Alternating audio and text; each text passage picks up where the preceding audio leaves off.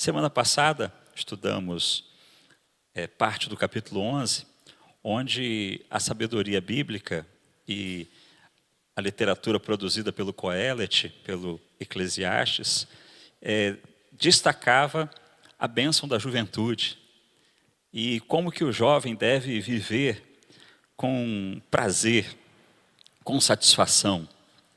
E, de alguma maneira, esse texto apontava para a juventude como eixo de vida, de vivacidade, de virilidade, de realizações, de produtividade. Todavia, essa bênção que encontramos na juventude também exigia de cada decisão a responsabilidade desses jovens. O texto sagrado continuou falando aos jovens. E no capítulo de número 12, dos versos 1 a 8, nós temos um texto muito conhecido. E vou confessar a vocês, um texto muito duro, porque nos apresenta a vida como ela é. E por conta disso, eu quero convidar você à leitura do texto para a gente perceber que a vida é preciosa demais, mas que ao mesmo tempo é frágil demais. Eclesiastes, capítulo 12, versos 1 a 8. Encontramos assim: lembra-te do teu Criador nos dias da tua mocidade, antes que venham os maus dias e cheguem os anos dos quais dirás, não tenho neles prazer. Antes que se escureçam o sol, a lua e as estrelas do esplendor da tua vida, e tornem a vir as nuvens depois do aguaceiro, no dia em que tremerem os guardas da casa aos teus braços, se curvarem os homens outrora fortes às tuas pernas, e cessarem os teus moedores da boca por já serem poucos, e se escurecerem os teus olhos nas janelas, e os teus lábios, quais portas da rua se fecharem. No dia em que não puderes falar em alta voz, te levantares a voz das aves, e todas as harmonias, filhas da música, te diminuírem. Como também, quando temeres o que é alto, te espantares no caminho, te embranqueceres como floresce uma amendoeira, e o gafanhoto te for um peso, e te fazer perecer o apetite, porque vais para a casa eterna.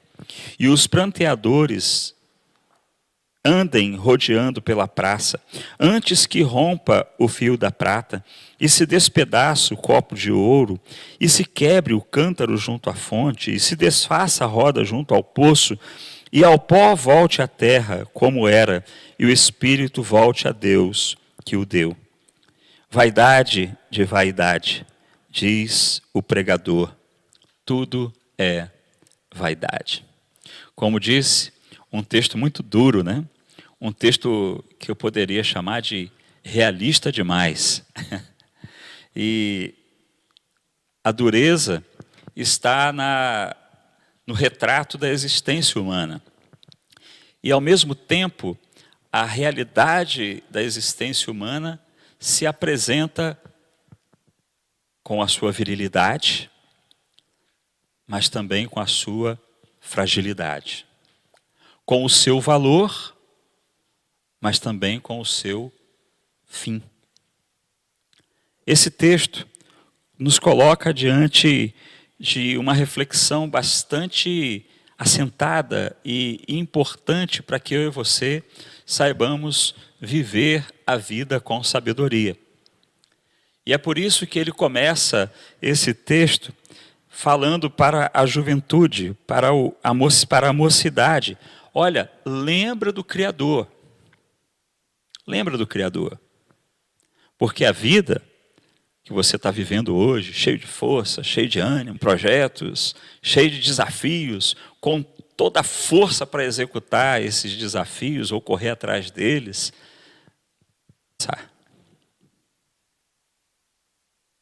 e a gente precisa entender que a existência humana ela possui uma riqueza, uma grandiosidade, mas também uma fragilidade. E a gente não pode esquecer que a gente é frágil. Na verdade, a gente está num momento de reconhecimento dessa fragilidade, onde todos estão cuidando, preocupados, tomando decisões sábias para não ser afetado por algo que a gente nem vê e de tão pequeno a gente nem consegue identificar onde está. Mas se isso entrar no nosso corpo, pode causar um grande estrago. A vida humana é um presente, a existência humana é um presente, mas a gente não pode esquecer que ela é passageira, que ela é frágil na sua constituição. Então, vamos tentar entender melhor o pensamento da sabedoria do Eclesiastes nessa coletânea de frases tão belas e ao mesmo tempo realistas e duras para nós. O texto nos apresenta que a vida é um presente de grande valor. Não sei se você reparou, mas na leitura do verso de número 6, a gente encontra expressões muito significativas para a vida. Ele vai falar da morte, né, da pessoa que está envelhecendo, e lá no verso de número 6 ele fala: antes que se rompa o fio de prata, antes que se esmague o copo de ouro, antes que quebre o vaso junto à fonte de água, e seja esmagada a roda da cisterna. A gente vai percebendo aqui nessas metáforas, nessas imagens, coisas de grande valor e utilidade. A vida humana é um presente, a vida humana é de um valor inestimável. E o sábio, o Coelet, ele compara perder, deixar a existência, enfrentar a morte, como romper o fio de prata, algo muito valioso, como ter esmagado um copo de ouro, algo muito precioso, como perder ou ver quebrar um jarro tão útil na beira de um poço, ou perceber que uma roldana, uma roda que extraía a água do poço também se quebrou, se perde a sua utilidade. De alguma maneira, esse texto nos afirma que a vida é um grande presente, a existência é um grande presente, que nela está grande valor. Mas existe algo que vai acontecer com todos os existentes. Vai chegar o dia que a gente vai ter que enfrentar a realidade da morte. Todas essas metáforas estão ligadas a rompimentos, a quebras, a perda. A vida é valiosa, mas ela aqui na terra tem fim.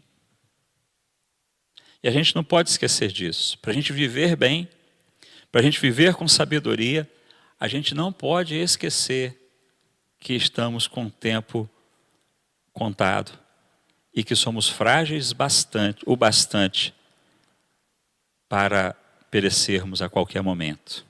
Porque se a gente tiver a consciência da morte, a gente vive melhor. Lá no livro de Provérbios, na sabedoria mais paradigmática do Antigo Testamento, mais popular, muitos textos afirmam que é melhor estar na casa de luto do que na festa, é melhor olhar e pensar na morte do que na vida, porque quando a gente vive com a consciência do amanhã, ou do porvir, da eternidade, a gente tem a tendência de acertar mais. Quando a gente percebe a vida como preciosa e que ela tem um fim, a gente valoriza todos os dias. A gente vive com alegria, a gente tenta aproveitar todos os dias e a gente entendendo a preciosidade que carrega, dada por Deus, esse grande presente que é a existência, a gente passa a tomar mais cuidado. A gente passa a alimentar a vida mais prazerosamente, mas também a gente passa a ser mais responsável. em nossas decisões. A sabedoria nos aponta uma vida valiosíssima, um presente de inestimável valor e de grande utilidade. Mas certamente, todos nós teremos tempo limitado. Não sabemos o quanto limitado. Eu espero que meu limitado passe dos 100. Mas não sei. Não sei. Aliás, eu posso morrer daqui a minutos. Espero que não, mas estou pronto para isso, de boa. A sabedoria nos ensina a encarar o valor, a preciosidade da vida, da existência, mas ao mesmo tempo deve gerar em nós uma consciência que isso tem fim.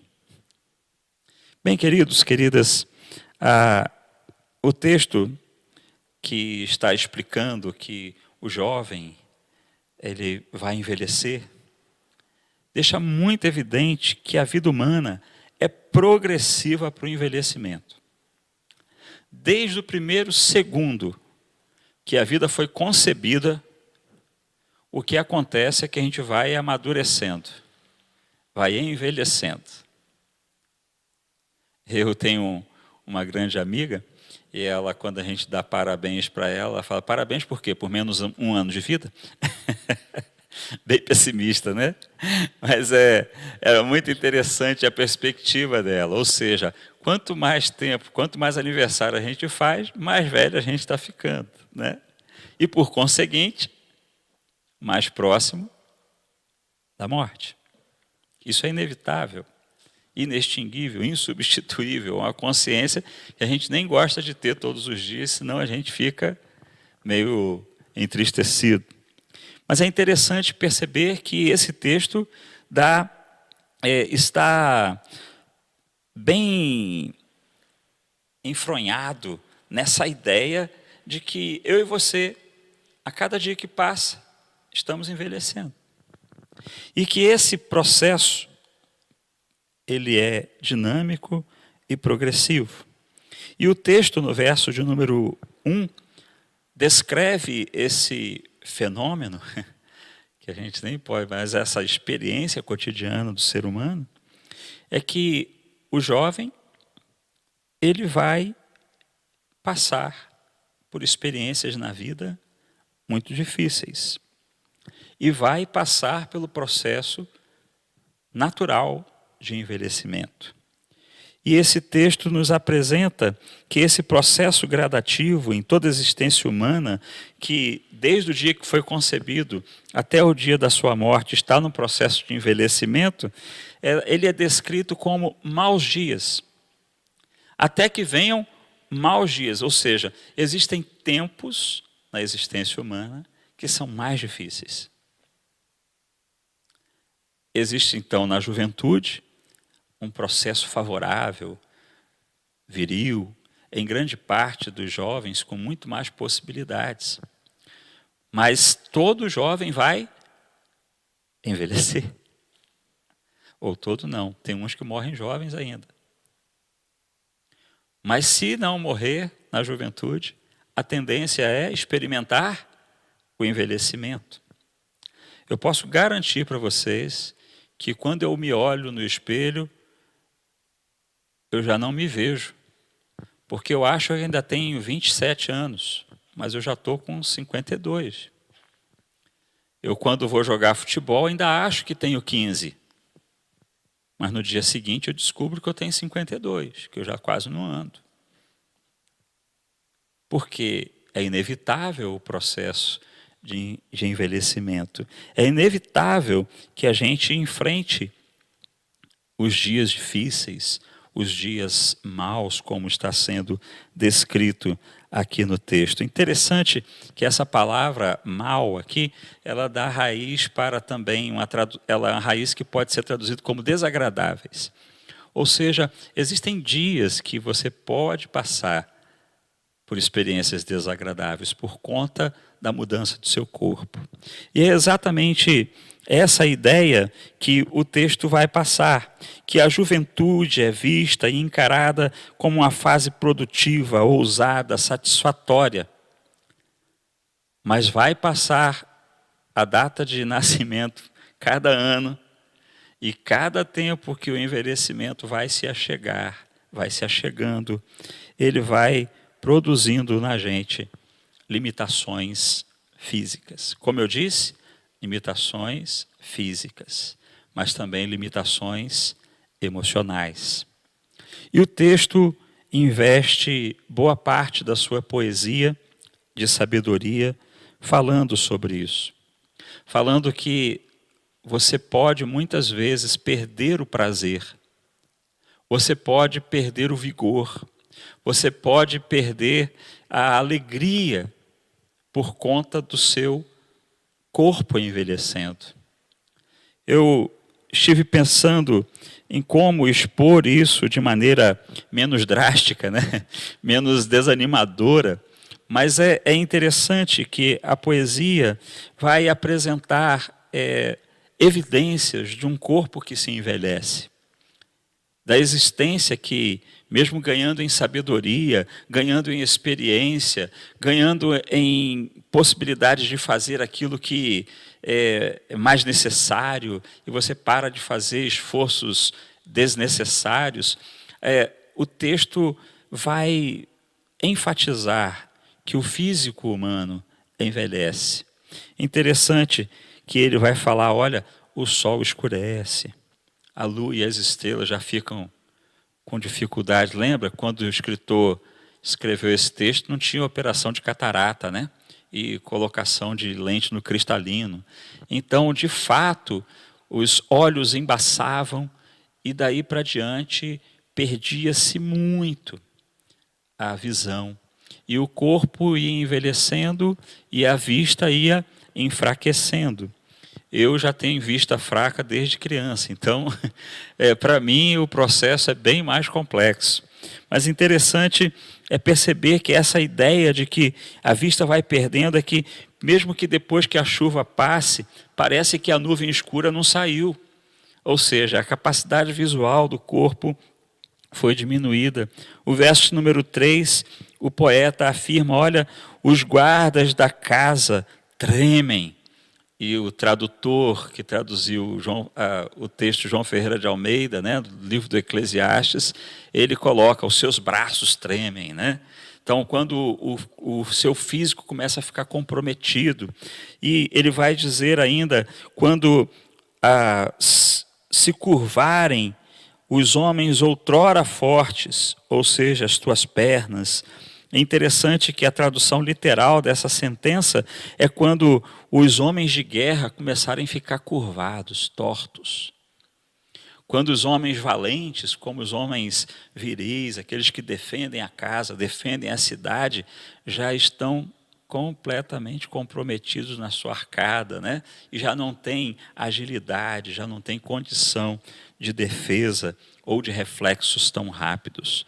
O texto continua as suas expressões de envelhecimento, falando que muitos perdiam os seus dentes, né?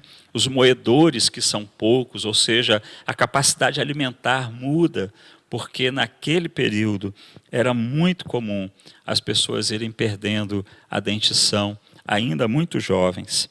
O texto continua falando que escureciam as janelas dos olhos e as portas da rua eram fechadas, normalmente ligado aos lábios, né? A boca, que já não fala tanto, que já não quer falar muito, perdeu a motivação, mas também, cá entre nós, quando a gente vai ficando bem velhinho, a gente perde até o direito de ir e vir, porque passa a ser muito vigiado, porque senão pode causar, sofrer algum acidente, alguma situação difícil. O poema continua falando, olha, você já não consegue falar com voz alta, sua voz perdeu a força, o vigor. Antes de começar o culto aqui, eu estava falando para os meninos como que eu tenho sentido dificuldade na minha voz aqui. Como que minha voz já mudou. E é interessante que não tem como. A gente vai envelhecer. E quando a gente falava, eu ainda estou com a voz bem forte ainda, mas eu acredito que lento e gradativamente isso é uma consequência do envelhecimento. Vamos perdendo essa capacidade. O texto continua a falar que a gente perde a capacidade auditiva, as harmonias, a capacidade de ouvir. A gente perde a audição. Eu já estou perdendo. Fiz exame ano passado, já estou com comprometimento em um dos ouvidos. A gente vai percebendo, queridos irmãos e irmãs, que é inevitável ter que conviver com esse envelhecimento. Eu vou usar uma palavra que se deve usar, mas é tão ruim, essa ação, né? Então, nós passamos por um processo degenerativo. O nosso físico, que envelhece, vai passando por esse processo. Mas interessante, queridos e queridas, é que o envelhecimento que é paulatino, ele vai deixando muito claro as nossas limitações físicas. Ele vai deixando muito evidente como o nosso corpo é frágil. E como o nosso corpo está destinado a desaparecer. E o texto continua a falar, olha, você vai passar a ter medo de coisas altas, você vai passar a se espantar no caminho, ter alguns temores que não tinha antes, né? Você vai ficar com a cabeça branca, eu já estou, né? O gafanhoto vai ser pesado para você. O gafanhoto pesado é brincadeira, né? Então, é a ideia de que você vai perdendo completamente o seu potencial físico, a sua capacidade, como na juventude você tinha. E aí, por fim, ele fala, olha, você vai perder até o apetite. Vai diminuir a vontade de comer. Alguns não perdem, não. Mas a gente tem a realidade de envelhecimento e isso afeta o nosso físico de maneira muito impactante e limitadora. Esse poema, queridos, fala que a vida humana é um presente, a vida humana tem muito valor, mas cá entre nós, o texto fala que vai ter dia que a gente não vai ter muito prazer. A vida e o processo de envelhecimento pode nos conduzir às limitações físicas, a lidar mais fortemente com as enfermidades, e a gente precisa enfrentar. E o enfrentamento dessa realidade, ela precisa estar cada dia mais forte na nossa consciência. Bom, mas uma coisa que esse poema nos fala, nos versos 6 e 7, é que a vida humana tem um destino final. A vida humana, ela tem um momento em que ela se encerra na existência terrena, mas ela ultrapassa essa atmosfera terrena. Ele enfrenta a morte, mas a vida permanece na eternidade. Esse é o que o texto vai nos falar. Ele fala, olha, quando tudo isso acontecer, você estiver ficando frágil, sua saúde frágil, está ficando cada vez mais frágil, cada vez mais debilitado, afirma, você vai para a casa eterna. Você vai para o destino final, você vai para a vida eterna. E aí começa a sequência de palavras que eu já falei, quando os pranteadores estiverem rondando a praça, o fio de prata se romper, metáforas da morte. Afirma o verso 7, aí sim, o pó vai voltar à terra, como era. E o Espírito volta a Deus que o deu. Aqui, queridos irmãos e irmãs, nós temos uma clara noção de que eu e você fomos feitos físicos e espirituais. Que eu e você fomos feitos matéria e espírito. Que eu e você fomos feitos para a terra, e para a terra voltaremos, mas fomos feitos por Deus, e para Deus, e para Ele também voltaremos. Esse texto, queridos irmãos e irmãs, nos fala da constituição humana e da sua fragilidade. Nós somos um vaso de barro e nós vamos voltar ao pó, à poeira da terra. Nós vamos voltar à Fó Adamá, ou seja, ao pó da terra. A gente que foi feito do pó, segundo a narrativa de Gênesis, vai voltar ao pó. Eu tive uma experiência muito interessante na minha juventude, que foi participar da exumação do corpo de meu pai. Interessante que o que me chamou muita atenção é que era uma laminha de barro em volta de muitos ossos. É isso aí. O físico vai voltar a ser pó. Vai voltar a ser barro. E o texto nos apresenta que não apenas essa realidade do pó, que é a fragilidade humana, que é a existência limitada que nós possuímos, mas o texto continua nos falando que nós somos espírito, não apenas carne, não apenas matéria, mas nós somos espirituais, seres espirituais.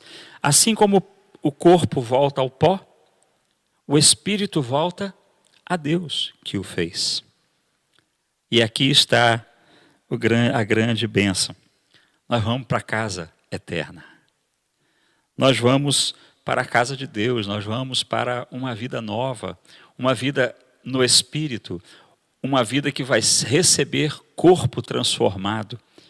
Pela obra de Cristo Jesus seremos ressuscitados para uma vida corpórea, mas bem diferente, onde o nosso espírito vai viver em plena harmonia com Deus e toda a sua criação. Queridos irmãos e irmãs, esse texto tão melancólico, tão triste, que fala que a gente, embora muito forte, muito bem, a gente vai envelhecer, vai perder o vigor, a gente vai morrer, vai virar poeira. Mas o texto nos fala que nós somos muito mais que isso. Nós somos criação de Deus, recebemos dele Espírito e vamos viver na casa eterna com ele. Vamos viver para sempre uma nova vida com ele. Que grande presente, que grande tesouro nós temos nessa sabedoria, onde a gente não tem a esperança apenas para essa vida, não apenas para essa existência, mas uma esperança que ultrapassa a capacidade do nosso corpo, da nossa mente tão frágil. A gente poder ter a esperança de que mesmo enfrentando a morte física, nós vamos para a casa do Pai, nós vamos para a casa eterna. O nosso espírito vai voltar para Deus e Deus vai nos conferir novos corpos, corpos transformados, corpos celestes, para vivermos a eternidade com Ele. Que grande presente, queridos, queridas. Mas o texto, ele continua a nos afirmar que a vida ganha em qualidade existencial e eterna quando a gente valoriza o Criador. A vida ganha em qualidade quando a gente olha para Deus e fala: Deus, o Senhor é a minha origem e o Senhor é o meu destino. Viver com sabedoria é viver com o temor necessário a esse Deus Criador. É viver sabendo que Ele nos fez, nos constituiu, mas aqui na existência nós temos tempo de validade. Aqui na Terra nós temos tempo de validade. E o nosso corpo tem tempo de validade. Por mais saudáveis que sejamos, nós temos tempo de validade. Por mais tempo que levemos, uma existência longa, nós temos tempo de validade. Nós vamos envelhecer, nosso corpo vai envelhecer, nossas habilidades também vão ser perdidas de alguma maneira, e nós vamos ter que enfrentar o processo de envelhecimento e vamos, inevitavelmente, se Jesus não voltar antes, termos que enfrentar a morte física. Mas, queridos, se a gente viver a existência lembrando o Criador, se a gente viver os dias maus lembrando o Criador, se a gente viver os dias bons lembrando do Criador, a gente vai viver uma existência muito sábia. A gente vai viver uma existência muito responsável. A gente vai viver uma existência satisfatória, mesmo nas fragilidades. E a gente vai passar pela morte para receber uma nova vida. Porque o corpo vai ao pó, mas o espírito vai a Deus para uma nova vida, na casa eterna.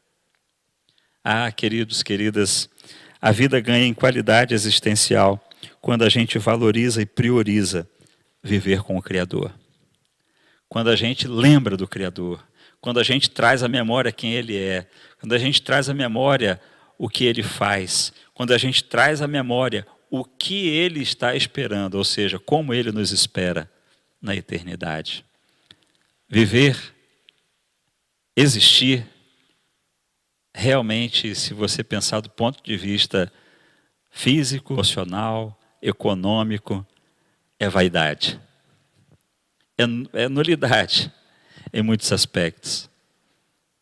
Mas quando a gente pensa que Deus nos colocou na terra com propósitos, que Ele nos colocou na terra para exaltá-lo, louvá-lo, engrandecê-lo, quando a gente tem a consciência de que Ele nos permitiu viver uma longa vida ou uma curta vida, mas com Ele, certamente a gente vai alcançar coração bastante sábio e, ao mesmo tempo, tomarmos excelentes decisões em todo esse tempo. Porque a consciência de que o corpo volta ao pó e que o espírito volta a Deus, certamente nos fará ter uma consciência de Deus muito mais adequada para vivermos no nosso dia a dia. Que Deus te abençoe e te fortaleça. Esteja você no ápice da juventude, lembre do teu Criador. Esteja você enfrentando o início dos dias difíceis, lembra-te do teu Criador. Se você já está mais à frente da caminhada, já bem envelhecido, bem enfraquecido, está até com dificuldade de me ouvir, lembra-te do teu Criador. Se você estiver no vale da sombra da morte, lembra-te do teu Criador. Porque é para Ele que nós vamos. E é para Ele que nós devemos viver. Que Deus te abençoe, me abençoe, para vivermos a preciosa vida que de Deus recebemos. Com certeza, grandes coisas tem feito o Senhor por nós e por isso estamos alegres. Recebi aqui uma informação que a irmã Eunice está aí conosco, prestando culto no hospital, e Deus abençoe a irmã Eunice, muito feliz com a obra que Deus está realizando e aquela plena restauração que nós pedimos está a caminho. Que Deus continue fortalecendo a sua vida e também a vida do irmão José nesse tempo. E vamos continuar juntos em oração, juntamente com a irmã Eunice e todos os demais irmãos e irmãs que estão conosco, prestando culto nessa noite. Que Deus te abençoe e que o restante dessa semana seja de contínua vitória e que a gente possa envelhecer essa semana e que a gente possa contar com alegria nesse tempo os nossos dias e que a gente possa lembrar do nosso Criador em todo instante, porque Ele é o nosso destino, Ele é o nosso porto eterno, nosso porto seguro. Que Deus te fortaleça, te abençoe e ajude também nas suas lutas nesse tempo. Quero dizer para você que, embora a imagem desse texto tenha sido bastante dura, difícil, né? Degenerativa, a gente não deve fixar o olhar nisso. A gente deve fixar o olhar no Criador. Porque em todas as fases da vida, se a gente lembrar do Criador, se em toda a limitação da vida a gente lembrar do Criador, a gente vai vencer vivendo com qualidade, vivendo com coisas que fazem sentido e realizando aquilo que dá sentido à nossa existência. Que Deus te abençoe, te fortaleça para o restante dessa semana. Vamos orar? Deus poderoso, obrigado pela sua palavra e nos ajude a entendê-la. Mais que entendê-la intelectualmente, nos dê a condição de entendê-la para a vida prática. A valorizarmos, a lembrarmos que o Senhor nos deu essa vida para a honra e glória do teu nome. E por isso tomarmos decisões sábias todos os dias, conduzindo a nossa vida para o centro da sua vontade. Abençoa-nos, em qualquer estágio da vida que estivermos, a lembrarmos do Senhor e a sabermos que o Senhor é o nosso destino eterno. Muito obrigado pela obra do Senhor em nossa vida e continue nos fortalecendo nos nossos desafios. Pedimos que o Senhor preencha a nossa vida com o sentido do Senhor, com os sentidos do seu reino e que a gente possa continuar a viver com alegria e prazer na tua presença. Por isso nós rogamos que o Senhor abençoe o seu povo, que o amor de Deus o Pai, a graça de Jesus Cristo o Filho, o consolo do Espírito seja com cada um e com todo o povo de Deus espalhado pela face da terra, hoje e sempre. Amém. Amém.